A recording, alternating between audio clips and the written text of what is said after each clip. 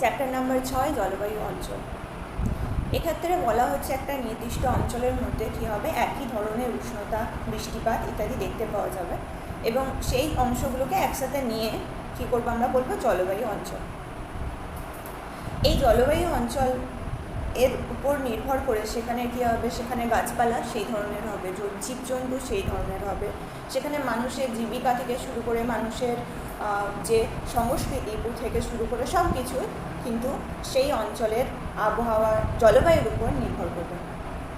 এবার এই জলবায়ু পরিবর্তন হতে পারে এবং সেই জলবায়ু অঞ্চলে কীরকম ধরনের পরিবর্তন হবে উষ্ণতা এবং বৃষ্টিপাতের, তার কিছু কিছু কারণ বা ক্ষেত্র এখানের মধ্যে বলা হয়েছে যে অক্ষাংশগত অবস্থানের ক্ষেত্রে জলবায়ু নির্ভর করছে, তারপর ভূমির উচ্চতার উপর, সমুদ্র থেকে দূরত্বের উপর, বায়ু প্রবাহ, সমুদ্র স্রোত ইত্যাদি কিন্তু জলবায়ুকে আমাদের নিয়ন্ত্রণ করছে। এবার বলা হচ্ছে যে এই অক্ষাংশের দিক থেকে দেখতে গেলে কিভাবে এটি জলবায়ুকে নিয়ন্ত্রণ করছে। আমরা প্রথমত তো জানি যদি পৃথিবী হয় এবং পৃথিবীর নিরক্ষরেখাতে কী হয় না, সূর্য মোটামুটিভাবে সারা বছরই লম্বভাবে কিরণ দিয়ে থাকে, তার ফলে সেখানে উষ্ণতা বেশি হবে এবং আর্দ্রতাও বেশি হবে, অর্থাৎ ওখানের মধ্যে দেখতে পাওয়া যাবে উষ্ণ আর্দ্র জলবায়ু এবং তার উপর নির্ভর করে সেখানে গাছপালা, পশু পাখি, এমনকি মানুষের মধ্যেও যে পরিবর্তন সেই সমস্ত কিছু দেখতে পাওয়া যাবে। তাই এখানের মধ্যে যে গাছপালাগুলো দেখতে পাওয়া যাবে সেটা হবে কিনা গভীর ঘন চিরসবুজ অরণ্য দেখতে পাওয়া যায় এবং তাই একে নিরক্ষীয় বৃষ্টি অরণ্য বলা হয়।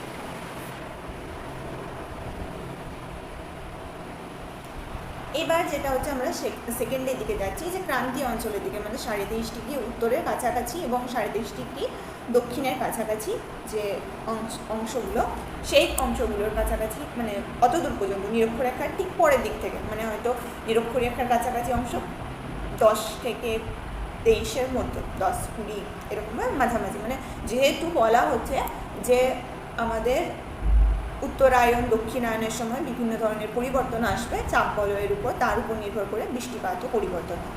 তো তার উপর নির্ভর করে দেখতে গেলে ক্রান্তীয় অঞ্চলে কী হয় না, নিরক্ষীয় অঞ্চলের থেকে বৃষ্টিপাত অনেক হারেই কম হবে, তার ফলে কী হবে, সেই বৃষ্টির অভাবে কোথাও ঘাস জন্মাবে, যেমন সাভানা উদাহরণ দেওয়া হচ্ছে, কিংবা কোথাও কোথাও রুক্ষ মরুভূমি দেখা যাবে। এগুলো আমরা আগেও করেছিলাম। এবং তার উপর দিকে আরও উত্তর এবং আরও দক্ষিণে, তার উত্তর এবং দক্ষিণে গেলে মানে উপক্রান্তীয় অঞ্চলে কী হবে, উষ্ণ এবং শীতল সরলবর্গীয় গাছ দেখতে পাওয়া যাবে এবং যেখানের মধ্যে বরফ পড়বে একদম 0 ডিগ্রি নিচে থাকবে, সেটা কোথায় হবে, মেরুর কাছাকাছি অংশ অর্থাৎ মেরুবৃত্ত অঞ্চল, সেখানে হবে তুন্দ্রা জলবায়ু, যেখানের মধ্যে বেশিরভাগ সময় তো বরফ থাকবে কারণ এটি হিমাঙ্কের নিচে উষ্ণতা থাকবে, কিন্তু এখানের মধ্যে ঘাস এবং গুল্ম জাতীয় গাছও জন্মাবে যখন ওই বরফটা গলে যাবে গ্রীষ্মের সময়ের দিকে, মানে প্রায় 4 মাস মতন, 3-4 মাস মতন সময়। ঠিক একইভাবে বলা হচ্ছে উচ্চতার কীভাবে প্রভাব পড়ছে। এখানে যদি আমরা উচ্চতা হিসাবে দেখি তাহলে আমরা দেখব যে একদম যে আমাদের পর্বত রয়েছে, পর্বত থেকে দূরের দিকে যেখানে বৃষ্টিপাত কম হচ্ছে সেখানে সাভানা মতন অংশ দেখতে পাওয়া যাচ্ছে। সাভানা কীরকম না, ওই ছোটো ছোটো ঘাস দেখতে পাওয়া যাবে, গুল্ম জাতীয় গাছ দেখতে পাওয়া যাবে। ঠিক সেভাবে আমরা যত উপর দিকে উঠবো তখন আমরা দেখব কি একেবারে পর্বতের পাদদেশে কী হবে, শৈলক্ষে বৃষ্টিপাতের জন্য বেশিরভাগ বৃষ্টি হবে এবং তাছাড়াও নদ-নদী তো থাকবে, তো সেখানের মধ্যে কী হবে, চিরসবুজ অরণ্য দেখতে পাওয়া যাবে। চিরসবুজ অর্থাৎ যে গাছে 12 মাসই সবুজ পাতা থাকে, ঠিক আছে। আর তার উপর দিকে গেলে আমরা দেখতে পাবো একটু হলেও বৃষ্টিপাত কমে যাবে, সেখানে পর্ণমোচী গাছপালা দেখতে পাওয়া যায়। পর্ণমোচী মানে বছরের একটা নির্দিষ্ট সময়ে যখন বৃষ্টির অভাব হবে, আর্দ্রতার অভাব হবে, মোট কথা তখন কিন্তু পাতা ঝরে যায়। যেমন আমাদের এখানে আমরা বেশিরভাগ ক্ষেত্রে এই পর্ণমোচী গাছ কিন্তু আমরা লক্ষ্য করে থাকি। তারও উত্তর দিকে গেলে নরম কাঠের সরলবর্গীয় যে গাছ সেগুলো দেখতে পাওয়া যাবে, যেগুলো কিনা উঁচু হবে, দেবদারু, পাইন, এই ধরনের গাছগুলো এখানের মধ্যে দেখতে পাওয়া যাবে। একেবারে পর্বতের যে শিখরে সেখানে আমরা দেখতে পাবো সবসময় বরফ জমে আছে, যেটাকে বলছে তুহিন, এবং তার ঠিক নিচের দিকে এবং সরলবর্গীয় উপর দিকে আমরা দেখতে পাবো তুন্দ্রা জলবায়ু, যেখানে কিনা প্রায় 8 থেকে 9 মাস পর্যন্ত তো বরফ জমে থাকবে এবং যখন বরফ গলবে তখন ছোটো ছোটো যে গুল্ম জাতীয় গাছ সেগুলো কিন্তু জন্মাবে। যদি আমরা ভালোভাবে লক্ষ্য করি তাহলে একটা জিনিস খুবই ইন্টারেস্টিং, এইরকম যে আমরা যদি দেখি যে নিরক্ষরেখা থেকে যত আমরা উত্তর দিকে যাচ্ছি বা দক্ষিণ দিকে যাচ্ছি, একভাবে কি হচ্ছে না, প্রথমে চিরসবুজ ছিল, তারপর সাভানা ছিল, তারপর পর্ণমোচীও ছিল তারই মাঝে, তারপর সরলবর্গীয় এবং তুন্দ্রা জলবায়ু ছিল। ঠিক সেভাবেই এখানের মধ্যেও তাই হচ্ছে, প্রথমে চিরসবুজ, পর্ণমোচী, সরলবর্গীয়, তুন্দ্রা, তুহিন। অর্থাৎ কিনা আমরা বলতে পারি অক্ষাংশ যত বাড়বে আর যতই ভূমির উচ্চতা বাড়বে কিছুটা পরিবর্তন কিন্তু সেম আসছে। নিরক্ষীয় অঞ্চলে যেমন চিরসবুজ দেখা যাচ্ছে, তেমনি পর্বতের পাদদেশেও চিরসবুজ গাছ দেখতে পাওয়া যাচ্ছে। তার থেকে দূরের দিকে পর্ণমোচী গাছ দেখতে পাওয়া যাচ্ছে, বা একটু হলেও তৃণভূমির মতন দেখতে পাওয়া যাচ্ছে। এই চিরসবুজের থেকে দূরের দিকে দেখতে গেলে যেমন এখানের মধ্যে সাভানা দেখতে পাওয়া যাচ্ছে, পর্ণমোচী দেখতে পাওয়া যাচ্ছে। তার থেকে উপর দিকে বা গেলে বা অক্ষাংশের আরেকটু উপর দিকে গেলে, মানে কথা হচ্ছে উপক্রান্তীয় অঞ্চলের কাছে গেলে আমরা সরলবর্গীয় গাছ দেখতে পাচ্ছি। ঠিক সেভাবে উচ্চতা বাড়লে, তো মোট কথা আমরা যদি তুলনা করে দেখি, উচ্চতা বাড়ার সাথে সাথে যেরকম পরিবর্তন হচ্ছে সেরকমই কিন্তু অক্ষাংশ বাড়ার সাথে সাথেও পরিবর্তনটা হচ্ছে। তো এটা একটা পয়েন্ট হতে পারে যার দ্বারা আমরা ভালোভাবে মনে রাখতে পারি এই গাছগুলোকে, মানে এই কীভাবে জলবায়ু পরিবর্তন হচ্ছে এই জিনিসটাকে। আর এগুলো কেন হচ্ছে? কারণ সূর্যের কিরণের জন্য হচ্ছে। সূর্য যেখানে লম্বভাবে কিরণ দেবে সেখানে হবে নিম্নচাপ, এবং যেখানে তার থেকে একটু হলেও উষ্ণতা কম থাকবে সেখানের মধ্যে উচ্চচাপ। আমরা আগেই বায়ুচাপ বলয়ের কথাগুলো কিন্তু পড়ে নিয়েছি আগের চ্যাপ্টারে। তো তার উপরে নির্ভর করে বৃষ্টিপাত, উষ্ণতা এগুলো কিন্তু পরিবর্তনের মাধ্যমে আমাদের জলবায়ু পরিবর্তন হচ্ছে। এবং এখানের মধ্যে বলা হচ্ছে যে কোনো দুটো জলবায়ু একটা সূক্ষ্ম লাইন দ্বারা আমরা ভাগ করতে পারবো না, তার মাঝে একটা অংশ এমন থাকবে যেখানে কিনা দুটো জলবায়ুরই কিছু কিছু বৈশিষ্ট্য সেই অঞ্চলের মধ্যে দেখতে পাওয়া যাবে, যেটা কিনা পরিবর্তনশীল অঞ্চল বলা হচ্ছে। অর্থাৎ কিনা ধীরে ধীরে ওখানের মধ্যে দুটো জিনিস মিশবে। যেমন যদি আমরা বলি যে হট করে সাভানা অঞ্চল আছে আর মরুভূমি অঞ্চল আছে, তার মাঝে কী হবে, আস্তে আস্তে দেখবো আমরা এই দুটোর মাঝে একটা এমন জায়গা থাকবে যেখানে কিনা ঘাস আরও কমতে থাকবে, এবং তারপর মরুর প্রভাব বাড়তে থাকবে। তো এই যে এই মাঝারি অংশের মধ্যে এই দুটোর একটা এমন জায়গা থাকবে যেটা কিনা দু ধরনেরই প্রভাব আমরা দেখতে পাবো। সেই সব অংশকে বলছে পরিবর্তনশীল অঞ্চল। প্রত্যেকটা ক্ষেত্রে আমরা এরকম দেখতে পাই। এবার বলা হচ্ছে যে আমরা যেমন দেখি যে বিভিন্ন ধরনের অংশের মধ্যে বিভিন্ন জলবায়ু রয়েছে, এবং আমরা আগে বললাম তার উপর নির্ভর করে আমরা যদি দেখি মানুষের শরীরের গঠন, ত্বকের রং, বা তাদের পোশাক পরিচ্ছদ, এমনকি তাদের কালচার, তাদের উৎসব, তাদের থাকার অবস্থা, প্রত্যেকটা জিনিস কিন্তু, বা ঘরবাড়ি, প্রত্যেকটা কিন্তু আলাদা আলাদা রকম হয়ে থাকে, সেই জলবায়ু হিসাবে হয়ে থাকে। শীতের দেশের মানুষের এখানের মধ্যে যেটা বলছে, শীতের দেশের মানুষের মধ্যে কী হবে না, মেলানিনের পরিমাণ কম থাকবে, কারণ তাদের ওখানের মধ্যে কী হবে, সূর্য কিরণ ডাইরেক্টলি সহ্য করতে হবে না, তাই মেলানিন কম থাকলে কী হবে, ফর্সা হবে। ঠিক সেভাবেই যেখানের মধ্যে সূর্যকিরণ বেশি যাবে সেখানে মানুষ কী হবে, একটু হলেও কালো, মেলানিনের পরিমাণ বেশি হলে কী হবে, একটু হলেও কালো ধরনের, মানে বাদামি কালো এই ধরনের গায়ের রং হবে। কিন্তু এগুলো শুধুমাত্র সায়েন্টিফিক ব্যাপার, এর উপর আমার মনে হয় না যে বা আমাদের কাউকে জাজ করা উচিত না। এগুলো সম্পূর্ণভাবে প্রাকৃতিক বিষয়, এবং আমরা কী করি, আমরা বিভিন্নভাবে প্রত্যেকটা অংশের মানুষের সাথে কী করি, আমরা মানুষ, এবং সেখানের মধ্যে আমরা অ্যাডপ্ট করবার চেষ্টা করি, অভিযোজন করবার চেষ্টা করি, এবং তার কারণে আমাদের শরীরের যে পরিবর্তন সেগুলো দেখতে পাওয়া যায়। যেমন যারা পাহাড়ে বারবার উঠবে তাদের ক্ষেত্রে পায়ের হাড় বেশি ভালোভাবে শক্ত হবে, সেই হিসাবে গঠন পরিবর্তন হবে। ঠিক এই ধরনের ঘটনাগুলো ঘটবে, এবং তার কারণে আমরা দেখতে পাবো যে আলাদা আলাদা ধরনের অংশে আলাদা আলাদা ধরনের মানুষ, যাদের গঠন আকৃতি আলাদা আলাদা, তাদেরকে দেখতে পাবো, তাদের জীবনধারা আলাদা আলাদা, সব কিছু হবে।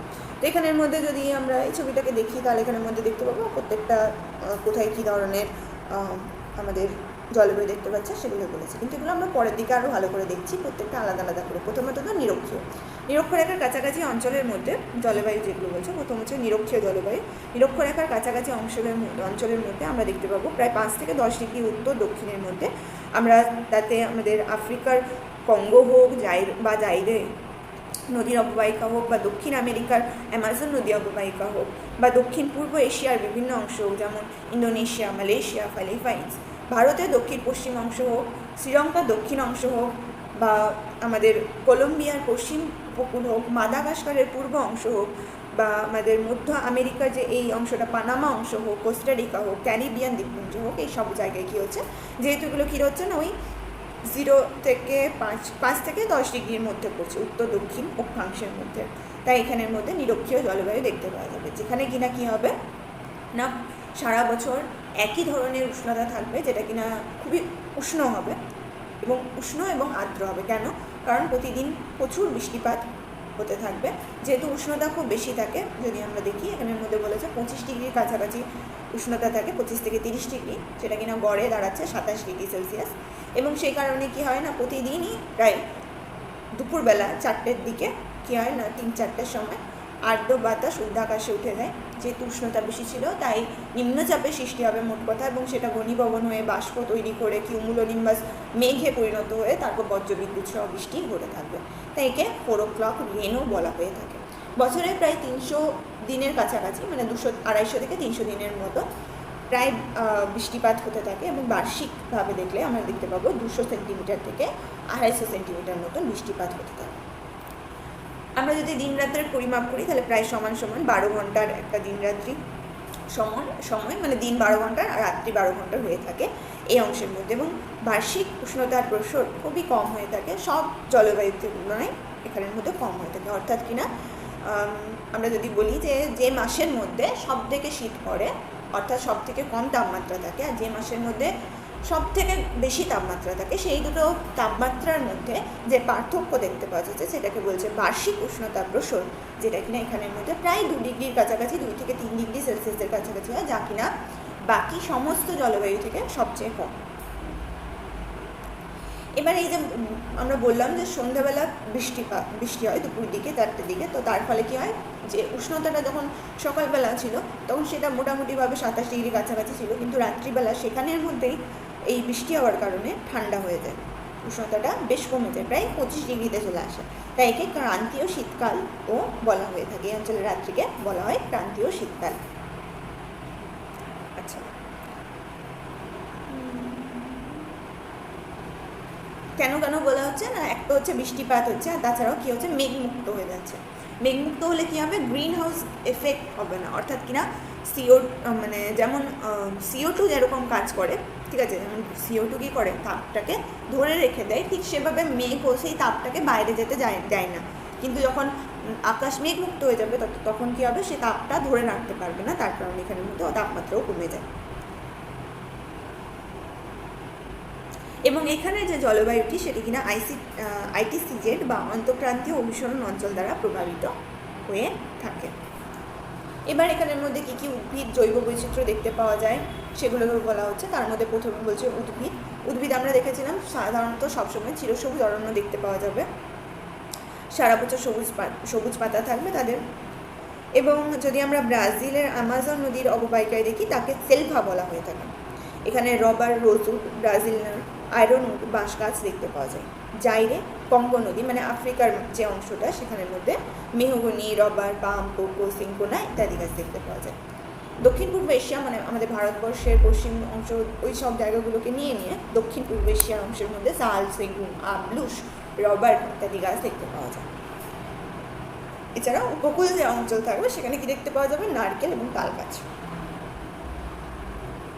এবার বলা হচ্ছে প্রায় 2 বর্গ কিলোমিটার অঞ্চলের মধ্যে 300টা প্রজাতি পর্যন্ত দেখতে পাওয়া যায় ব্রাজিলের মধ্যে, অর্থাৎ কিনা 300 ধরনের গাছ দেখতে পাওয়া যায়। ঠিক আছে, প্রজাতি হিসাবে বলতে গেলে আলাদা আলাদা প্রজাতি হয়, ফ্যামিলি হয়, ওই যেগুলো আমরা সায়েন্সে পড়ি সেরকম বলছে। 300টা প্রজাতির গাছ প্রায় 2 বর্গ কিলোমিটারের মধ্যেই দেখতে পাওয়া যায়। এই গাছগুলো কী হবে, কাঠগুলো শক্ত ভারী হয়, মুড়ি খুব লম্বা হয়, মোটা হয়, এবং পাতাগুলো বেশ চওড়া হয়। এই গাছের পাতাগুলো আস্তে আস্তে জুড়ে কী হয় না, একটা ছাদের মতন তৈরি করে, যেটাকে কিনা অরণ্যের উপর চাদোয়ার মতো ঢেকে রাখে, যেটা কিনা সবসময় কী হবে, উপরটাকে যদি একটা গাছ থাকে তার প্রত্যেকটা পাতা যেমন রইলো, তার পাশের পাতাগুলো সমস্ত কিছু কী করবে, একটা চাদরের মতন থাকবে, ঠিক আছে, উপরে মিশে চাদরের মতন তৈরি করবে, সেটাকে আমরা বলছি চাঁদোয়া বা ক্যানোপি। এর ফলে কী হবে না, সূর্য রশ্মি নিচে আসতে পারবে না, মানে মাটিতে আসতে পারবে না, তাই অরণ্যের তলদেশ কী হবে, স্যাঁতস্যাঁতে থাকবে, অন্ধকার থাকবে, এবং সেখানের মধ্যে বিভিন্ন লতা পাতা, গুল্ম জাতীয় গাছ এবং পরগাছা, অর্থাৎ কিনা যে গাছগুলো অন্যের উপর নির্ভর করে বেঁচে থাকে সেই গাছগুলো এখানে জন্মাবে। এবার বন্য প্রাণের কথা বলছে, যেরকম গাছ থাকবে সেরকম অনেক ধরনের যে ঘন দুর্ভেদ্য অরণ্যের মধ্যে গাছে চড়তে পারে এমন পশু পাখি জীবজন্তু এসব দেখতে পাওয়া যাবে, যেমন বাঁদর, গরিলা, শিম্পাঞ্জি, ওরাংওটাং, বিভিন্ন রকমের সাপ, পাখি, বিষাক্ত কীটপতঙ্গ ইত্যাদি দেখতে পাওয়া যায়। অরণ্যের তলদেশে আমরা হরিণ, গন্ডার, হাতি, জেব্রা ও নদী জলাশয়ে প্রচুর কুমির, জলহস্তী পর্যন্ত দেখতে পাই। এখানের মধ্যে কয়েকটা উদাহরণ দিয়েছি, যেমন ম্যাকাও, চিতাবাঘ, অ্যানাকোন্ডা, ওরাংওটাং, তুকান, সোনালি বাঁদর, ব্যাং, গরিলা, এগুলো দেখতে পাওয়া যাচ্ছে। এবার এখানের মধ্যে আর্থসামাজিক পরিবেশও বলা হচ্ছে, যে এখানের মধ্যে মানুষ বেশিরভাগ যারা থাকে তারা কীরকমভাবে থাকে। এখানে 3টে ট্রাইবের নাম দেওয়া হয়েছে, বা আমরা যেটাকে বলতে পারি অধিবাসীর নাম দেওয়া হয়েছে, যাদের পিগমি বলা হচ্ছে, যারা জাইরে অববাহিকায় থাকে, মানে আফ্রিকার কাছে থাকছে এরা, সেটাকে তাদের বলছে পিগমি। তেমনি উচ্চ অ্যামাজন অববাহিকা, মানে দক্ষিণ আমেরিকার উপর দিকের অংশ, সেখানে মানুষকে বলা হচ্ছে রেড ইন্ডিয়ান, এবং দক্ষিণ পূর্ব এশিয়াতে সোমাং বলা হচ্ছে এদেরকে। এরা সবাই এবং অন্যান্য অনেক ধরনের উপজাতীয় মানুষরা এখানে বসবাস করে। এরা প্রধানত কী করে না, পশু শিকার করা, বনজ সম্পদ সংগ্রহ করা এবং বনের ফলমূল সংগ্রহ করা, এইসবের উপর নির্ভর করে থাকে। যেহেতু এখানে কি হচ্ছে না, আমরা আগে বললাম অনেক ঘন দুর্ভেদ্য জঙ্গল রয়েছে, তাই এখানের মধ্যে কিন্তু আদিম প্রথায় এরা চাষ করে থাকে, মানে সেখানের অংশটাকে প্রথমে জ্বালিয়ে দেয়, যেমন ধুম চাষ হয়, অর্থাৎ কিনা প্রথমে সেই অংশটাকে, মানে মোট কথা একই জায়গায় চাষ করবে না, স্থায়ীভাবে চাষ করবে না, এক জায়গায় চাষ করার পর আবার অন্য জায়গায় চাষ করা শুরু করবে, মোট কথা এখানের মধ্যে যেটা দিচ্ছে। এবং এখানের মধ্যে আদিম প্রথায় ওনারা চাষ করে থাকেন ভুট্টা, মিষ্টি আলু, ওল, কলার চাষ এখানে করে থাকেন।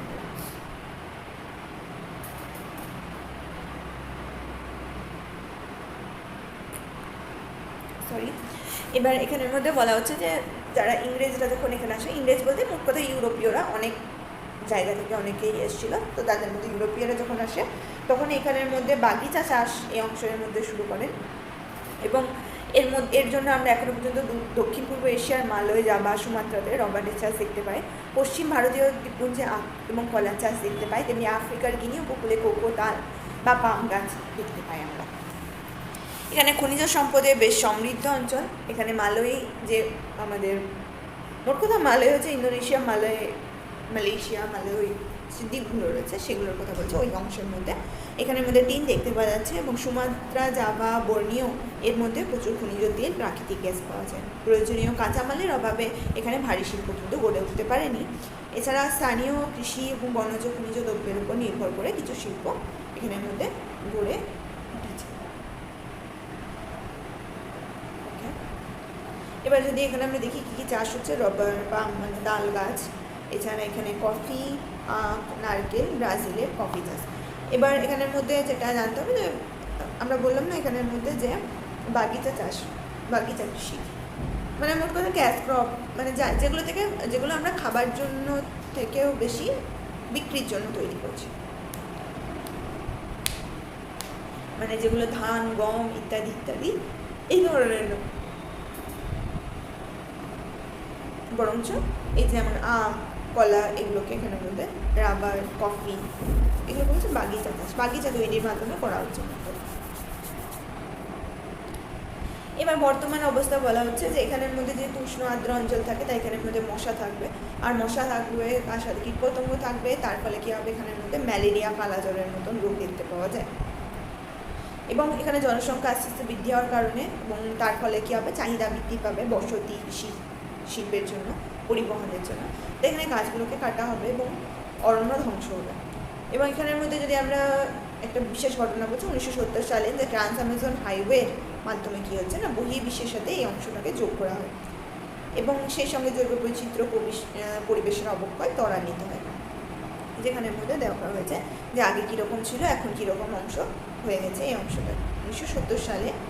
এছাড়াও আমরা যদি দেখি যে কী কী কারণে এই অরণ্যগুলোর বিনাশ হচ্ছে, একটা হচ্ছে পশুচারণ, কাষ্ঠশিল্প, বাণিজ্যিক কৃষি, দাবানল নগরায়ন এবং স্থায়ী কৃষি। এবার আমরা সেকেন্ড যাব গ্রীষ্মপ্রধান অঞ্চলে। গ্রীষ্মপ্রধান জলবায়ু দেখতে পাওয়া যাবে, যেটা কিনা বলছে মৌসুমী জলবায়ু অঞ্চল। মৌসুম শব্দ থেকে মৌসুমী এসছে এবং যার অর্থ ঋতু। ভারতবর্ষ এবং তার আশেপাশের অংশের মধ্যে আমরা দেখতে পাবো, প্রতিবেশী দেশগুলোর মধ্যে আমরা দেখতে পেলে যে সেখানের মধ্যে আমাদের এই জলবায়ু দেখতে পাওয়া যায়।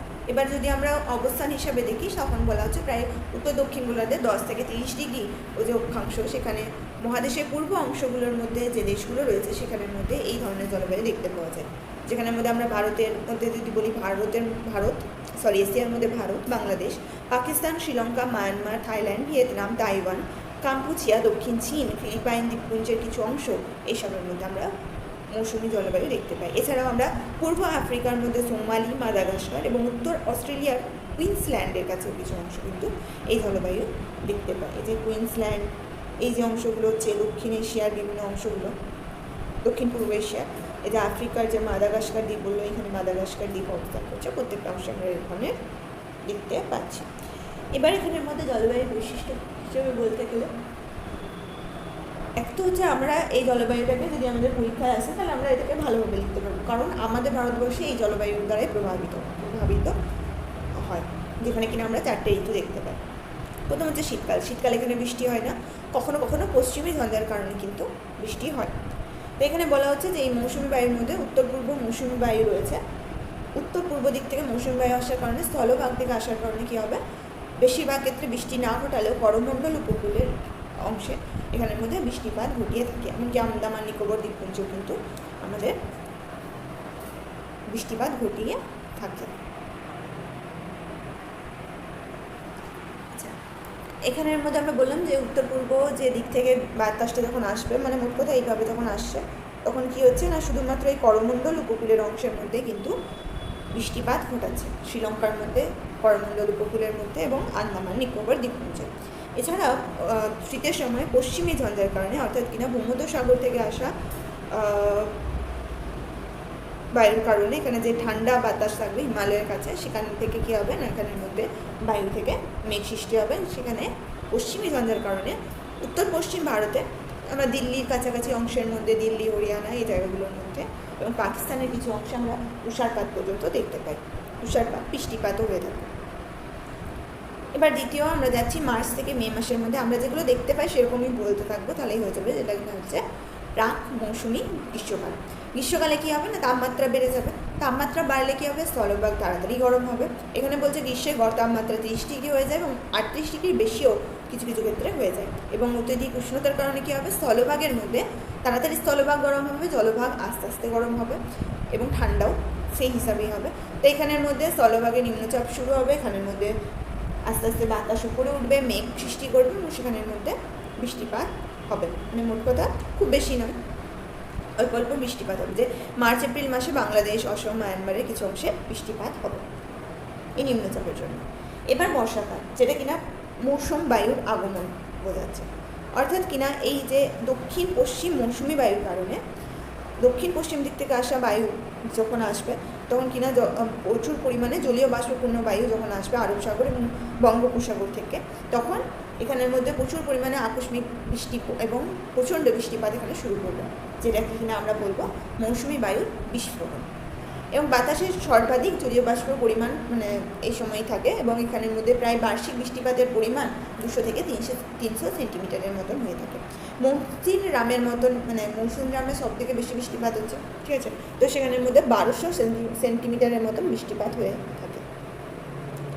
এছাড়া বলছে মৌসুমি বায়ু প্রচণ্ড অনিশ্চিত, কারণ কখন এই নিম্নচাপের সৃষ্টি হবে, কখন আসবে, মোটামুটিভাবে আমরা বলতে পারি যে হ্যাঁ এবছর বৃষ্টিপাত কত দিনের মধ্যে আসতে পারে, কিন্তু আমরা কোনো গ্যারেন্টি দিয়ে বলতে পারি না। তার ফলে কোথাও খরাও হয়, কোথাও বন্যাও হতে থাকে। এই মৌসুমি বায়ু প্রত্যাবর্তনকাল অর্থাৎ শরৎকাল, সেপ্টেম্বর অক্টোবর মাসে কী হবে, মৌসুমি বায়ু প্রত্যাবর্তনের সাথে সাথে আবহাওয়া আস্তে আস্তে ধীরে ধীরে শীতকালীন অবস্থার দিকে পরিবর্তিত হতে থাকবে। এবার কি হলো, যেহেতু শীতের সময়ের আগের অংশ, তার জন্য কি হবে না, জলভাগ এখন গরম থাকবে এবং স্থলভাগ ঠান্ডা হয়ে যাবে। বৃষ্টি পড়েছে এবং সেই কারণে ঠান্ডা হয়ে যাবে। তার ফলে কী হবে, বঙ্গোপসাগরে নিম্নচাপ শুরু হবে এবং সেখানের মধ্যে বজ্রবিদ্যুৎ সহ বৃষ্টিপাত দেখতে পাওয়া যাবে। এবার এই অংশের মধ্যে কী কী জৈব বৈচিত্র্য দেখতে পাওয়া যায় সেগুলো এখানে বলেছে। স্বাভাবিক উদ্ভিদ এখানের মধ্যে যেমন শাল দিয়েছে, ম্যানগ্রোভ অরণ্য দিয়েছে, এখানে কোথায় কী দেখতে পাওয়া যায় এখানের মধ্যে বলা হচ্ছে। নিরক্ষীয় জলবায়ুর মতো চিরসবুজ অরণ্য এই জলবায়ুতে দেখতে পাওয়া যায় না। এখানে পর্ণমোচী অর্থাৎ শুষ্ক শীতকাল যখন পড়বে তখন পাতা ঝরে পড়বে। প্রকৃতির যে উদ্ভিদ তাদের প্রাধান্য দেখতে পাওয়া যায়। যেসব অঞ্চলে বার্ষিক বৃষ্টিপাত খুব বেশি হচ্ছে সেখানের মধ্যে শুষ্ক ঋতুতেও মাটি ভেজা ভেজা থাকবে, তার ফলে পাতা ঝরবে না, ঠিক আছে। মেহগিনি, শিশু, গর্জন এই ধরনের চিরসবুজ বনভূমি দেখতে পাওয়া যাবে। তেমনি কিছু কিছু অংশে মাঝারি বৃষ্টিপাত হবে, সেখানে পর্ণমোচী গাছ দেখতে পাওয়া যাবে। শাল, সেগুন, শিমুল, পলাশ, শিরীষ, মহুয়া, আম, কাঁঠাল, পর্ণমোচী বৃক্ষ দেখতে পাওয়া যাবে। তেমনি যেখানে আরও কম বৃষ্টি হবে, অর্থাৎ কিনা 50 থেকে 100 সেন্টিমিটারের মতন বৃষ্টি হবে, সেই শুষ্ক অঞ্চলে কী দেখতে পাওয়া যাবে? আমাদের ফণি, মনসা, বাবলা, ক্যাকটাস ইত্যাদি ঝোপঝাড় জাতীয় গাছগুলো দেখতে পাওয়া যাবে। উপকূল অঞ্চলে তেমনি আমরা সুন্দরী, গরান, গেওয়া এই ধরনের গাছগুলো, যেগুলো কিনা ম্যানগ্রোভ অরণ্য আমরা দেখতে পাবো। একটা বেস্ট জায়গা হচ্ছে আমাদের সুন্দরবন এলাকা। এবার এখানের মধ্যে বন্যপ্রাণীর কথা বলা হচ্ছে। হাতি, গন্ডার, চিতা, হরিণ, নেকড়ে, ভালুক, বানর, শিয়াল, হায়না, সাপ ছাড়াও এই অঞ্চলে বাঘ, সিংহ। বাঘের মধ্যে যদি আমরা বলি সুন্দরবনে যে বাঘ রয়েছে সেটা সিংহ রয়েছে। কোথায় গুজরাটের গির অরণ্য অংশে রয়েছে। এছাড়া উপকূলের নদী যে রয়েছে সে মোহনায় কুমির, নদী এবং জলাশয়ে প্রচুর মাছ, এগুলো দেখতে পাবো আমরা। এবার এখানের মধ্যে কৃষিকাজ কীরকম হবে? এক তো বললাম মৌসুমি বায়ুর উপর নির্ভর করে কৃষিকাজ হবে, তার ফলে আমরা কিন্তু বেশিরভাগ অংশ ভারতবর্ষে এই বৃষ্টিপাতের উপরেই নির্ভর করে থাকে। তো মৌসুমি বায়ু অঞ্চল পৃথিবীর শ্রেষ্ঠ ধান এবং পাট উৎপাদক অঞ্চল। আমাদের বাংলার মধ্যে ধান উৎপন্ন হয়, পাট উৎপন্ন হয়, তো এগুলো ছাড়াও বিভিন্ন অংশে হয়ে থাকে। তো সেগুলো কিনা মৌসুমি জলবায়ুর উপরেই নির্ভর করে আমরা চাষ করে থাকি। অনুকূল জলবায়ু, উর্বর মাটির জন্য এই কৃষিকাজ অত্যন্ত উপযুক্ত। ধান, পাট, গম, আখ, তুলা, তৈলবীজ, চা, কফি, রবার ইত্যাদি এই ধরনের প্রধান ফসল। এছাড়া আম, জাম, কাঁঠাল, লিচু, কলা, আনারস, পেয়ারা এইসব ফলও উৎপন্ন হয়। মানে মোট কথা আমরা যা যা দেখতে পাবো, আমরা যা যা দেখি মোট কথা, সেই সমস্ত গাছপালা এখানের মধ্যে উল্লেখ করে দিয়েছে যে এই গাছগুলো এই চাষ করা হয়, ঠিক আছে। এবার খনিজ সম্পদে যাচ্ছে। এখানের মধ্যে বলা হচ্ছে যে আমরা যদি দেখি এই অংশের মধ্যে আমরা ছোটো নাগপুরের কাছাকাছি অংশের মধ্যে দেখতে পাবো। তো সেখানের মধ্যে কয়লা, লোহা, তামা, ম্যাঙ্গানিজ, বক্সাইট, খনিজ তেল এসব প্রচুর পরিমাণে পাওয়া যাচ্ছে। এছাড়া বড় শিল্পের মধ্যে যদি আমরা বলি তাহলে পাট শিল্প, কার্পাস শিল্প, চা শিল্প, লৌহ ইস্পাত শিল্প প্রধান দেখতে পাওয়া যায়। এছাড়া এখানের মধ্যে পরিবহন ব্যবস্থার কথা বলা হচ্ছে। মৌসুমি জলবায়ু অঞ্চলের অধিকাংশ ভূপ্রকৃতি হচ্ছে সমতল, এবং সেই জন্য এখানের মধ্যে রেল, জল, আকাশ সব ধরনের পরিবহন ব্যবস্থায় আমরা লক্ষ্য করতে পারবো এবং সেগুলো উন্নত হবে। জনবসতি এখানের মধ্যে যেহেতু আমরা বললাম যে এত কিছু চাষ হচ্ছে, তাছাড়াও এখানের মধ্যে যদি আমরা ভালো করে লক্ষ্য করি ব্রহ্মপুত্র সমভূমি অঞ্চলের মধ্যেই বেশিরভাগ পরিমাণে এই মৌসুমি বায়ু রয়েছে, তার ফলে এখানে কী হবে? জনবসতি খুব বেশি হবে। অনুকূল জলবায়ু রয়েছে, উর্বর মাটি রয়েছে, সমৃদ্ধ কৃষিকাজ রয়েছে, উন্নত পরিবহন ব্যবস্থা রয়েছে, তার ফলে মৌসুমি জলবায়ু অঞ্চলে পৃথিবীর সর্বাধিক মানুষজন এখানের মধ্যেই বসবাস করছে। Delhi, Kolkata, Mumbai, Chennai, Shanghai, Dhaka, Rangoon, Bangkok, Phnom Penh এর মতো জায়গাগুলো বড় বড় জনবহুল শহর এখানে এই অঞ্চলের মধ্যে কিন্তু রয়েছে।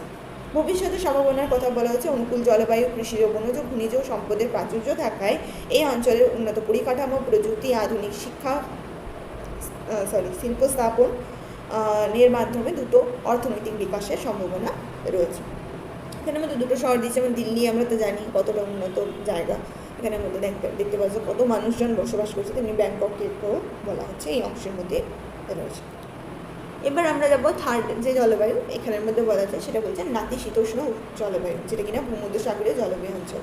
আমরা যখন আগের ক্লাসে ইউরোপ পড়েছিলাম তখন আমরা পড়েছিলাম যে এই অংশের মধ্যে ভূমধ্যসাগরের আশেপাশে অংশের মধ্যে কী দেখতে পাওয়া যায় না, শীতে বৃষ্টি হয়, গ্রীষ্মে বৃষ্টি হয় না।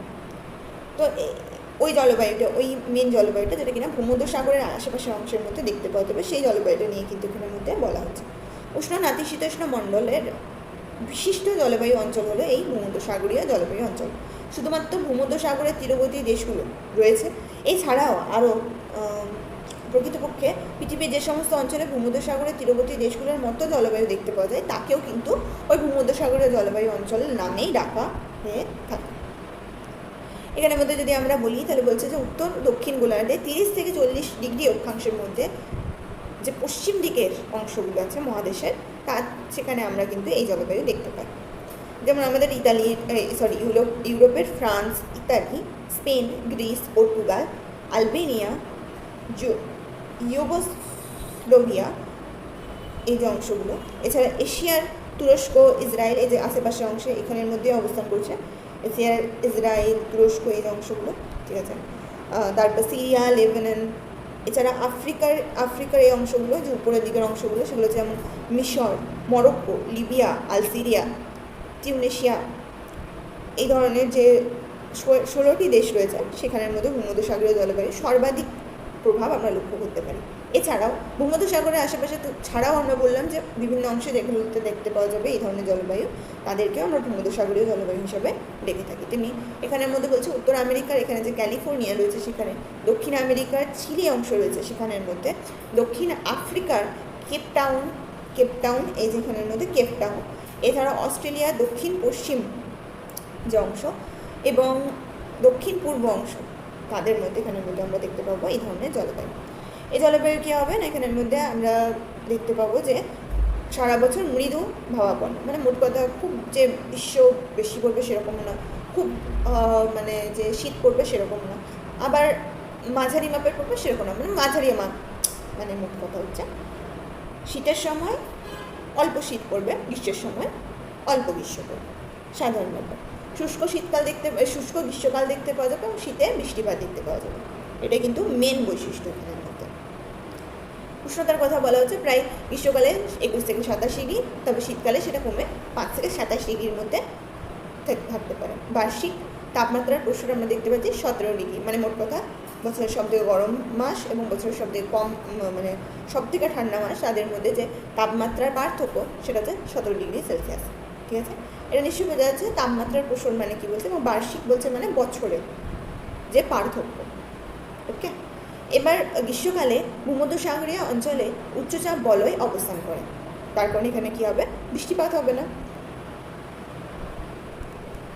তাই ফলে কী হয়, শুষ্ক আয়ন বায়ু সমুদ্র দিক থেকে প্রবাহিত হয়, এ কারণে গ্রীষ্মকালে বৃষ্টিপাত হয় না, আকাশ মেঘমুক্ত, রোদ ঝলমলে থাকায় রাত্রে তাপমাত্রা কম হয়, ঠিক আছে। এছাড়া বলছে বৃষ্টিপাত শীতকালে এই অঞ্চলে উচ্চচাপ বলয় সরে গিয়ে আটলান্টিক মহাসাগর থেকে প্রবাহিত জলীয় বাষ্পপূর্ণ পশ্চিমা বায়ু এই অঞ্চলে বৃষ্টিপাত ঘটাবে। বার্ষিক গড় বৃষ্টিপাত প্রায় 25 থেকে 150 সেন্টিমিটার হয়। অ্যাড্রিয়াটিক উপসাগরের পূর্ব উপকূলে বৃষ্টির পরিমাণ সব থেকে বেশি হয়, উপকূল থেকে ভিতরের দিকে বৃষ্টিপাতের পরিমাণ ক্রমশ কমতে থাকবে এবং শীতের সময় বৃষ্টিপাত হয় বলে একে শীতকালীন বৃষ্টিপাতের দেশও বলা হয়। এই অঞ্চলে তুষারপাত বিশেষ হয় না। মধ্যসাগরের উত্তর উপকূল অঞ্চলে ক্যালিফোর্নিয়ার মধ্যভাগে অল্প তুষারপাত হয়। এবার এখানে এই বিষয়টা আমাদের যদি আমরা বুঝবার চেষ্টা করি, এখান থেকেই বলা যায় মোটামুটিভাবে এই মাঝের অংশ দিয়ে আমরা দেখতে পাবো যে আমাদের এই যে এই লাইনটা যাচ্ছে এটা কিন্তু আমাদের নিরক্ষরেখা যাচ্ছে, তেমনি এখানে যাচ্ছে আমাদের এই লাইনটা যেটা যাচ্ছে লম্বাভাবে আমাদের কর্কটক্রান্তি রেখা, এবং এটা আমাদের মকরক্রান্তি রেখা। কী বলা হচ্ছে আমরা বুঝতে পারছি যে এই আশেপাশের অংশে কী থাকবে, নিম্নচাপ থাকবে, তার ফলে এখানের মধ্যে থেকে কী হবে, এই দিক থেকে আয়ন বায়ু প্রবাহিত হবে। এবার এটা হচ্ছে যখন আমাদের সূর্য কিরণ দিচ্ছে কোথায়, নিরক্ষরেখা থেকে। এবার সূর্য কী হবে, কর্কটক্রান্তি রেখার উপর সব থেকে লম্বাভাবে কিরণ দেবে আমাদের জুন মাসের 21 তারিখে, এখানের মধ্যে সূর্য লম্বভাবে কিরণ দেবে, ঠিক আছে। এই সময়ের মধ্যে মানে মোট কথা এই যে দক্ষিণায়ন মানে 22শে ডিসেম্বর থেকে যে 21শে জুন পর্যন্ত, এখানে 22শে ডিসেম্বরে কর্কটক্রান্তিতে সূর্য রশ্মি দিচ্ছে, তেমনি এখানের মধ্যে দিচ্ছে 21শে জুন, তাই তো। তো এর যে 22শে ডিসেম্বর থেকে 21শে জুন পর্যন্ত কী হবে, সূর্যের আস্তে আস্তে উত্তর দিকে আস্তে আস্তে সরে যেতে থাকবে, তাই না, এটাকে বলছে উত্তরায়ণ। এই উত্তরায়ণের সময় কি হবে না, এই যে এই মাঝে আমরা এখনই বললাম যে নিরক্ষরেখার কাছে যে নিম্নচাপ অঞ্চলটা আস্তে আস্তে সৃষ্টি হচ্ছিল, যার কারণে কি হচ্ছিল আমরা দেখতে পাচ্ছিলাম যে উত্তর পূর্ব আয়ন বায়ু ওখানে প্রবাহিত হচ্ছিল। অ্যাকচুয়ালি যখন আস্তে আস্তে উত্তরায়ণের সময় এই অংশের উপর দিকে সূর্য কিরণ দেবে, তখন এই নিম্নচাপ বলয়টাও কিন্তু একটু হলেও উপর দিকে সরে যাবে, যেটা কিনা হবে 5 ডিগ্রি উত্তর এর কাছাকাছি অংশের মধ্যে এই নিম্নচাপ বলয়টা অবস্থান করবে। ফলে কি হবে, আমাদের এই যে এই চাপ বলয়টা যেটা ছিল সেটাও কিন্তু উপর দিকে উঠে যাবে। অর্থাৎ কিনা গ্রীষ্মের সময় এই যে আয়ন বায়ু প্রবাহিত হচ্ছিল, সেই আয়ন বায়ুর প্রভাবে এখানে কি হবে, স্থলভাগ থেকে এই ইউরোপের অংশের মধ্যে বলছে স্থলভাগ থেকে জলভাগের দিকে বায়ু প্রবাহিত হবে। এবার স্থলভাগের নিশ্চয়ই আমাদের গ্রীষ্মকাল এবং সেখানের মধ্যে কি কোনো তেমন মানে জলাশয় নেই, কোনো জলের কোনো সোর্স নেই, তার ফলে কী হবে, শুষ্ক বায়ু প্রবাহিত হচ্ছে। ঠিক তেমনভাবে দক্ষিণায়নের সময় অর্থাৎ শীতের সময় কী হচ্ছে না, আমরা আস্তে আস্তে কী হবে, ঠিক যেমন উপর দিকে উত্তর দিকে এই নিম্নচাপ বলয়টা সরে গিয়েছিল, ঠিক সেভাবেই দক্ষিণ দিকে এই নিম্নচাপ বলয়টা কিন্তু সরে যাচ্ছে 5 ডিগ্রি, প্রায় 5 থেকে 10 ডিগ্রি দক্ষিণ দিকে এই চাপ বলয়টা সরে যাচ্ছে।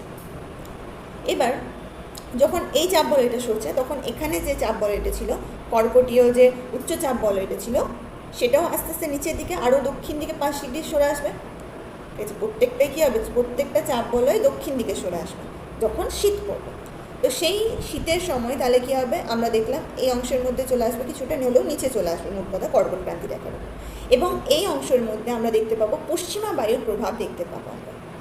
সেই পশ্চিমা বায়ুর প্রভাবের মধ্যে কি বলা হচ্ছে, এখানের মধ্যে যেটা বলেছে সেটা বলছে যে পশ্চিমা বায়ুর প্রভাবে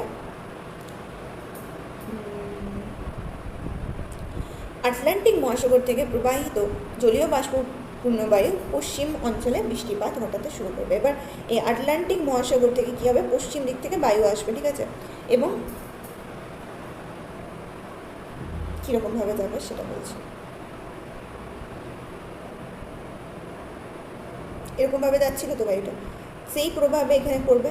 এই যে বায়ুটা আস্তে আস্তে কী হবে, এই ভূমধ্যসাগরের অংশের দিকে ধাক্কা দেবে। তো এই যে বায়ুর প্রবাহটা হলো পশ্চিমা বায়ু প্রবাহ, তার ফলে কী হবে, অ্যাকচুয়ালি আসছে কোন দিক থেকে, পশ্চিম দিক থেকে আসছে, তো পশ্চিম দিকে বেশি বৃষ্টিপাত ঘটাবে। আস্তে আস্তে যত পূর্ব দিকে যেতে থাকবে সেই বৃষ্টিপাতের পরিমাণটা বলছে কমে যাবে। কারণ কি, যেমন আমরা বলছিলাম যে বৃষ্টির ছায়া অঞ্চলে সৃষ্টি হয় শৈলোৎক্ষেপ বৃষ্টিপাতে, কারণ সেখানের মধ্যে জলীয় বাষ্প থাকে না অন্যদিকে বৃষ্টি ঘটানোর মতো। সেরকমও এই বায়ুটা প্রথমবার বৃষ্টি ঘটানোর পর এখানে যে মেঘটা থাকবে সেটা বৃষ্টি ঘটানোর পর এই অংশে আস্তে আস্তে যত পূর্ব দিকে যাবে তত কিন্তু তার জলীয় বাষ্প কিন্তু কমে যাবে, তাই বৃষ্টিপাত আরও কমে যাবে। ঠিক আছে, এবং এই যে অ্যাড্রিয়াটিক উপসাগরের পূর্ব উপকূলে বৃষ্টির পরিমাণ সব থেকে বেশি। এটা কি জিনিস বলা হচ্ছে, যে এই যে ভি আকৃতির যেটা দেখছি এই অংশের এই জায়গাগুলোকে বলছিল অ্যাড্রিয়াটিক সি, এর যে পূর্ব দিক এই অংশের মধ্যে কিন্তু আমাদের বলা হচ্ছে যে বৃষ্টিপাত বেশি হবে। কেন, কারণ আমরা দেখছি পশ্চিম থেকে আসছে, তাই না, তো সেখানের মধ্যে মাঝে যদি সাগর পায় তাহলে সেখানের মধ্যে কী হবে, সেখানের মধ্যে জলীয় বাষ্প বেড়ে যাবে এবং আস্তে আস্তে কী হবে, সেখানের মধ্যে বৃষ্টিপাতও বেড়ে যাবে। মোট কথা জল যেখানে থাকবে, জলীয় বাষ্প যেখানে পাবে সেখানে বেশি বৃষ্টিপাত ঘটাবে, আর যেখানে জলীয় বাষ্প কম থাকবে মেঘের মধ্যে সেখানে কম বৃষ্টিপাত ঘটাবে। ঠিক আছে, তো এই বিষয়, এই যে এই পাতার মধ্যে যে বিষয়টা ছিল সেটা আমি ছবির মধ্যে যতটুকু সম্ভব হলো আমার দ্বারা আমি বোঝানোর চেষ্টা করি। ওকে, এরপরের জৈব বৈচিত্র্যের কথা বলছি, ঠিক আছে, বা জীব বৈচিত্র্য, যাই স্বাভাবিক উদ্ভিদের কথা বলা হচ্ছে। এখানে শুষ্ক গ্রীষ্ম এবং আর্দ্র শীতকালের কারণে জলবায়ুতে চিরসবুজ গাছ এবং গুল্ম জাতীয় গাছ এর মিশ্র বনভূমি আমরা দেখতে পাই। শুষ্ক গ্রীষ্মকালে বাষ্পীভবন আটকাতে গাছের পাতা পুরু এবং কাণ্ড শক্ত হয়ে যায় এবং বড় বড় পাতা পুরু ছালযুক্ত গাছ শীতকালের সময় বৃষ্টির জল সঞ্চয় করে রাখে। 3 ধরনের স্বাভাবিক উদ্ভিদের সমাবেশ এখানে আমরা দেখতে পাই। একটা হচ্ছে সরল বর্গীয় উদ্ভিদ, যেটা কিনা পাইন, ফার, সিডার, এই ধরনের যে লম্বা লম্বা গাছগুলো এগুলো। ঠিক আছে, সেকেন্ড হচ্ছে চিরসবুজ উদ্ভিদ, যেখানে বেশি বৃষ্টি পড়বে সেখানে চিরসবুজ হবে, ওক, অর্ক, ইউক্যালিপটাস, রোজউড এগুলো। এছাড়া আমরা দেখতে পাবো গুল্ম জাতীয় উদ্ভিদ, যেখানে কিনা কম বৃষ্টি হবে। ঠিক আছে, বললাম যে পাতাগুলো ছোটো ছোটো হবে, কাঁটাতে পরিণত হবে বা এই ধরনের, সেগুলো যেমন হচ্ছে ম্যাপল, লরেল, রোজমেরি, ল্যাভেন্ডার। জলপাই যে গাছটা আছে সেটা ভূমধ্যসাগরীয় জলবায়ুর অন্যতম প্রধান গাছ। এই জলবায়ু অঞ্চলে পৃথিবীর সবথেকে বেশি জলপাই গাছ পাওয়া যায়। এবং এখানে আরেকটা জিনিস হচ্ছে, এখানের মধ্যে আমরা ফল এখানে যে এই যে আবহাওয়াটা, এটা ফল তৈরির জন্য, ফল চাষের জন্য খুবই ভালো একটা পরিবেশ দেয়, তার জন্য এখানে ফল চাষও প্রচুর বেশি হয় এবং সেখানের থেকে এরা ওয়াইন তৈরি করে, মদ তৈরি করে, ঠিক আছে। তো ওই ফল থেকে, তার জন্য এখানের মধ্যে আমরা বিভিন্ন ধরনের অংশ আমরা দেখতে পাই যেখানে কিনা এখানের মধ্যে ফল বেশি তৈরি হয়, ঠিক আছে। এরপরে আমরা যাচ্ছি প্রাণী জগৎ বা পশুপালন। বৃষ্টিহীন শুষ্ক গ্রীষ্মকাল এবং আর্দ্র শীতকালের কারণে তৃণভূমির পরিমাণ আমরা কম দেখতে পাই, তাই ঘোড়া গবাদি পশুর তুলনায় গাধা, ভেড়া, ছাগল, খচ্চর বেশি পালিত হয়। উষ্ণ মরুর কাছে মুরগি, উট বেশি পালিত হয়। আর্থসামাজিক অবস্থা, এই যে আমরা বলছিলাম যে ফল এখানের মধ্যে সব থেকে বেশি তৈরি হয়। এই অঞ্চল নাতিশীতোষ্ণ জলবায়ু, মাঝারি বৃষ্টিপাত, এখানে কৃষিকাজে ভালো, তার জন্য মানে মাঝারি বৃষ্টিপাত আছে, নাতিশীতোষ্ণ জলবায়ু আছে, তার জন্য কৃষিকাজ ভালো হয়। প্রধানত গম তৈরি হয়, এছাড়া জব, তুলা, ভুট্টা, ধান, তামাক ইত্যাদি তাছাড়াও সবজি তৈরি করা হয়, উৎপাদিত হয়, ঠিক আছে। তুঁত গাছের প্রাচুর্য এখানে দেখতে পাওয়া যায়, যেখানে রেশম শিল্প এখানের মধ্যে গড়ে উঠেছে। ঝলমলে মনোরম আবহাওয়া, এখানে প্রচুর মূল্যবান ফল যেমন আঙুর, জলপাই, আপেল, নাশপাতি, কমলালেবু, পিচ, খুবানি, আখরোট, বাদাম, কুল, ডুমুর, নানা ধরনের লেবু এখানের মধ্যে প্রচুর পরিমাণে উৎপাদিত হয়, তাই এখানে এই অংশটাকে ফলের ঝুড়িও বলা হয়। খনিজ সম্পদ এবং শিল্প, এই অংশ সমৃদ্ধ নয় খনিজতে, ঠিক আছে। ক্যালিফোর্নিয়ার অঞ্চলে আমরা দেখতে পাই খনিজ তেল, ফ্রান্সে বক্সাইট, ইতালিতে মার্বেল, গন্ধক এবং স্পেনের লুহা দেখতে পাওয়া যায়। অর্থনৈতিকভাবে এই অঞ্চল উন্নত, কৃষিকাজ আছে, ফলের চাষ আছে, ফলভিত্তিক বিভিন্ন শিল্প আছে, রপ্তানি ব্যবসা আছে, এসব এর কারণে মানে মোট কথা সমৃদ্ধ এখানে। ইতালি, ফ্রান্সে আঙুর থেকে উৎকৃষ্ট মদ, জলপাই থেকে অলিভ অয়েল তৈরি হয় এবং সেগুলো শিল্প কিন্তু প্রসিদ্ধ। এগুলো সারা পৃথিবীতে রপ্তানি করে থাকে এরা। এছাড়া জ্যাম, জেলি, এসবগুলো আচার, ময়দা এগুলো তো শুরু হয়। এছাড়া কাঁচা ফল, শুকনো ফল ইত্যাদিও আমাদের রপ্তানি করা হয়ে থাকে। এখানে আবহাওয়া খুব সুন্দর, তাই এখানে পর্যটনও বেশ ভালো হয়। এছাড়া এখানের মধ্যে হলিউড, যেটা ক্যালিফোর্নিয়ার মধ্যে, এই জলবায়ুরই অন্তর্গত, ঠিক আছে। এবার হচ্ছে জনবসতি, মনোরম স্বাস্থ্যকর জলবায়ু, উন্নত অর্থনৈতিক পরিকাঠামো, জীবিকা নির্বাহের সহজ সুযোগের কারণে এখানে জনবহুল হবে। অবশ্যই আমরা যদি দেখি এইখানের যে শহরগুলো রয়েছে বা যে দেশগুলো রয়েছে সেগুলো কিন্তু খুব উন্নত দেশ, তাই এখানে জনবহুল হওয়া কোনো বড় ব্যাপার নয়, এখানে জনবহুল হতেই পারে। আদিবাসীরা যারা আছে তারা অর্থনৈতিক দিক থেকে যথেষ্ট সমৃদ্ধ। এই অঞ্চলে অতীতে গ্রিক, মিশরীয়, রোমান সভ্যতাও কিন্তু এখানে গড়ে উঠেছিল। ক্যালিফোর্নিয়ার যে Los Angeles, San Francisco, Italy Rome, Naples, দক্ষিণ আমেরিকার কেপ টাউন, অস্ট্রেলিয়ার অ্যাডিলেড, পর্তুগালের লিবশন এই অঞ্চলের প্রধান নগর, বন্দর এবং শিল্পকেন্দ্র। এবার আমরা শীতল জলবায়ুর দিকে যাচ্ছি।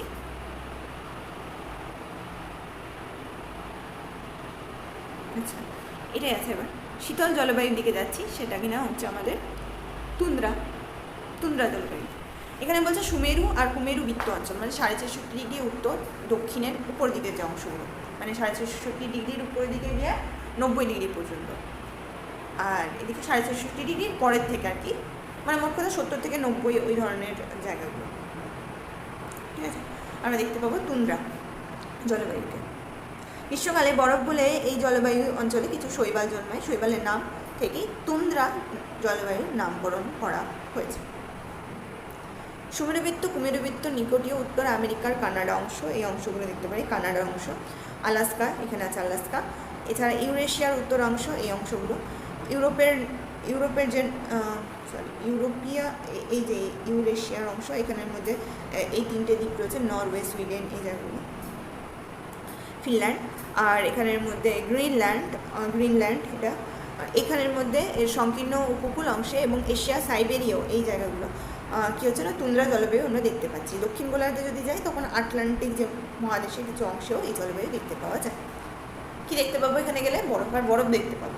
এখানে শীতল গ্রীষ্মকাল এবং দীর্ঘস্থায়ী শীতল শীতকাল দেখতে পাওয়া যায়, মানে বেশিরভাগ সময়ই এখানের মধ্যে শীতকাল চলে, প্রায় 8 থেকে 9 মাস। তাপমাত্রা 20 ডিগ্রি সেলসিয়াস থেকে 40 ডিগ্রিতে নেমে যায়, মানে মোট কথা -20 থেকে -40 হবে এটা। আচ্ছা, সাইবেরিয়ার যে ভারকোয়ানক্স বলে জায়গা আছে, উত্তর গোলার্ধের শীতলতম অংশ, এখানে জানুয়ারি মাসে গড় তাপমাত্রা প্রায় -50.6 ডিগ্রি সেলসিয়াস থাকে, ভারকোয়ানক্স। সাইবেরিয়া, মানে রাশিয়া সাইবেরিয়া অংশ, ঠিক আছে। ভয়ঙ্কর শীতে সমস্ত অঞ্চলে তুষারে ঢেকে যায় এবং মাঝে মাঝে তুষারপাত, তুষার ঝড়ও চলতে থাকে। এই সময় আকাশ সূর্যকে প্রায় দেখাই যায় না। একটানা অন্ধকার রাতে মাঝে মাঝে 2-3 ঘন্টার জন্য ম্লান রামধনুর মতো আলোর ছটা, যেটা সুমেরু কুমেরু প্রভাব বলা হচ্ছে, সেগুলো দেখতে পাওয়া যায়। গ্রীষ্মের সময় 2 সপ্তাহব্যাপী বসন্তের পর তুন্দ্রা অঞ্চলে, মানে মোট কথা 8 মাস 9 মাস ধরে ওই ধরনের বরফ থাকার পর আস্তে আস্তে যখন গরম আসে তখন কী হয়, বসন্ত পড়ে 2-1 মাস, 2-1 সপ্তাহ এবং তারপর 2-3 মাসের জন্য অল্প গ্রীষ্মকাল থাকে। তার ফলে কী হয়, উষ্ণতা প্রায় গড়ে 10 ডিগ্রিতে দাঁড়ায় এবং তখন আকাশে সূর্য খুব অল্প সময়ের জন্য অস্ত যায়। মানে মোট কথা একটানা 22 থেকে 23 ঘন্টা দিনের আলো থাকলেও তির্যক সূর্যরশ্মির জন্য উষ্ণতা বেশি বাড়তে পারে না। এবার যখন আমরা আগে চ্যাপ্টারগুলো পড়ছিলাম, যদি আমরা দেখি আগে ক্লাসে যখন পড়ি, কোথায় দেখাবো, এখানে কোনো ফাঁকা পাতা নেই।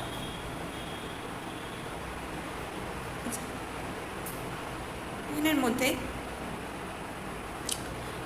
দেখি আমরা যখন দেখছিলাম যে সূর্য, আচ্ছা আমাদের পৃথিবী কি হচ্ছে, আমাদের পৃথিবী নিরক্ষীয় তল, মানে এই তলের সাথে 66 ডিগ্রি কোণ করে ঘুরছে, ঠিক আছে। এবার এর জন্য কি হচ্ছে, যখন আমাদের সূর্য এবং সূর্যকে কিভাবে কেন্দ্রে রেখে, মানে ফোকাসে রেখে উপবৃত্তাকার কক্ষপথে ঘুরছে, তাই যখন সূর্য কর্কট ক্রান্তি রেখার কাছাকাছি, মানে লম্বভাবে কিরণ দেবে, বা যদি আমরা আরও ভালোভাবে বলি যে উত্তরায়ণের সময় চলবে, বা যদি আমরা আরও ভালোভাবে বুঝতে চাই, সহজে বুঝতে চাই, তাহলে আমরা বলবো যে আমাদের দেশে অর্থাৎ উত্তর গোলার্ধে যখন গ্রীষ্মকাল চলবে সাধারণভাবে, তখন এই যে এই মেরু অংশের মধ্যে কী হবে না, সূর্যরশ্মিটা সবসময় তির্যকভাবে পড়ে। তো এই মেরু অংশের মধ্যে এই সূর্যরশ্মিটা তির্যকভাবেই পড়বে। কিন্তু এই যে যত আমরা নিরক্ষীয় রেখা থেকে উত্তর দিকে যাব, তত আমরা দেখব গোধূলি, মানে কিনা দিন এবং রাত্রি যে মিশ্রণ হচ্ছে, মানে দিন থেকে রাত হবার মাঝে, মানে অন্ধকার হবার মাঝে একটা অংশ থাকে, একটা সময় থাকে, যেখানে কিনা সূর্য লাল রঙের রাঙা আকাশ দেখতে পাওয়া যায়, যেটাকে আমরা বলি গোধূলি। সেই সময়টা আস্তে আস্তে বাড়তে থাকে, মানে কি এই তির্যকভাবে সূর্যরশ্মি পড়ায় এখানে সূর্যের তাপমাত্রা খুব একটা বেশি বৃদ্ধি পাবে না, কিন্তু ওই যে মাঝের যে সময়টা আকাশের মধ্যে যখন মানে একটু রাঙা টাইপের লাগে গোধূলির সময়, সেই সময়ের মতন এখানের আকাশে 6 মাস ধরে দিন দেখতে পাওয়া যাবে।